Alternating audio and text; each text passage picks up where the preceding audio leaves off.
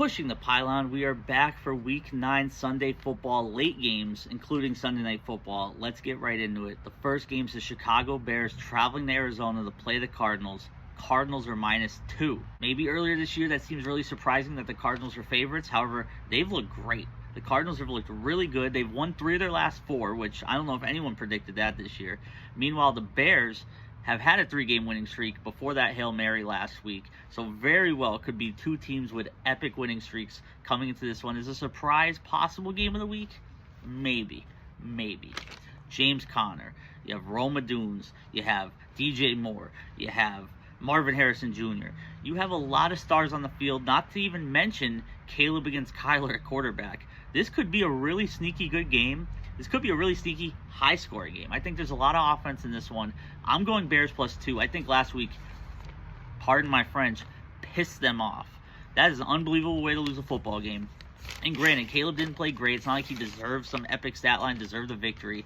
But that game's going to tick you off. And I think the Bears come into this one. The Cardinals have been really good, so if they lose here, again, doesn't end their season. Bears need this game more. Give me the points, Bears +2. Next, in the what everyone expects to be the game of the week, we have the Detroit Lions traveling to Wisconsin to play the Green Bay Packers. Lions are -2.5. And Jordan Love's banged up here. That's going to be the big X factor of this game. Against Jacksonville last week, he was hobbling around. Yes, he got the win, but Malik Willis had to help out a little bit, step in here and there. This week, if Malik Willis has to step in anywhere, I think the Lions punish them. I think the Lions make it hurt. It's very essential that Jordan Love stays in this game, and it's essential that Jordan Love plays as well as he can.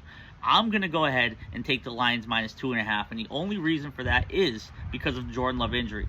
Even without Aiden Hutchinson, I think the Lions get to the quarterback. I think they make it hurt, and this game may be a close game, but it's under 3. The field goal win is possible here. I personally love it, and here's a little sneaky touchdown combo I like. Not saying it's definitely going to hit, but Dontavion Wicks on the Packers, Jahmyr Gibbs on the Lions. What could go wrong? Lions -2.5. Next, we have an NFC West rivalry matchup. We have the Los Angeles Rams traveling to Seattle to play the Seahawks.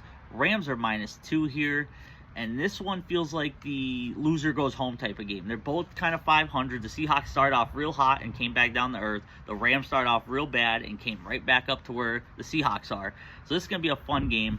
I'm going Rams -2 here, and it's for one reason, and it's the DK Metcalf injury. Metcalf's out, even with Puka Nacua questionable. If he plays limited, if he plays at all, that advantage is huge. DK Metcalf has been a huge piece of the Seahawks offense. That's going to hurt them this week, not having him. I think the Rams make it happen, and plus I think a lot of people see this line, see Seattle getting points against the Rams, and want to go with the Seahawks. This is our zigzag moment. We're going Rams -2 here. Book it. Next, you were waiting for this game right here. We have the Jacksonville Jaguars traveling to Pennsylvania to play the Philadelphia Eagles. Eagles are -7.5. This should have been the Sunday Night Football game, but it got flexed out for the game we'll talk about after this one. On the record, probably better for Jacksonville not to be on national television on Sunday Night Football on the road against the Eagles, an Eagles team that just bounced back against the Bengals. A lot of recipe for disaster there. Maybe it's for the best that we settle for a 4:05 kickoff. Jags, though, have been selling. Cam Robinson's gone. There's rumors of Christian Kirk going to be dealt up to the Steelers before he hurt his collarbone. There's a lot of pieces right now that we don't know who's there. We don't know who's mentally checked out of the building. It's a tough situation in Jacksonville. I normally have all year taken Jacksonville. I've blindly taken them with the spread. 1, because I'm a fan. 2, because I truly thought they had a chance in those games. However, this is going to be my, I hope I'm really wrong, pick of the week. Lock it in, though. Eagles -7.5. There's no reason the Eagles shouldn't decimate the Jaguars. Respectfully.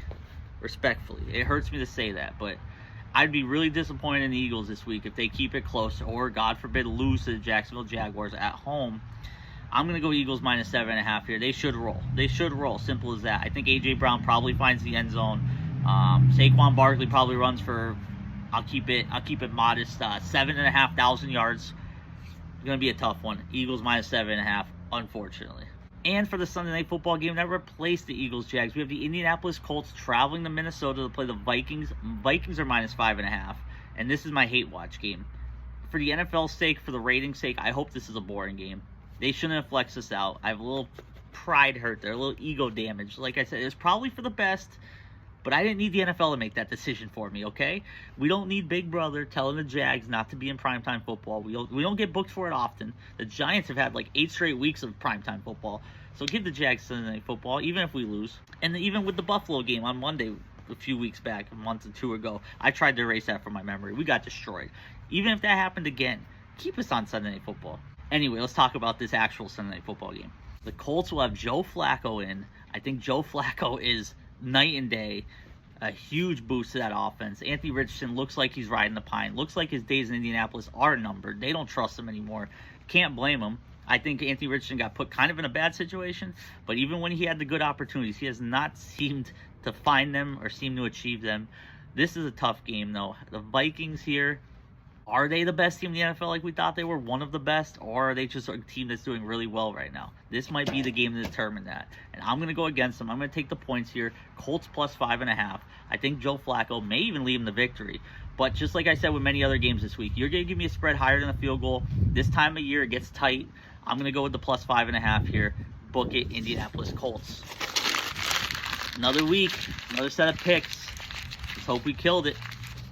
I'll be watching the Jaguars regardless of how these picks are. And make sure you're always watching Pushing the Pylon.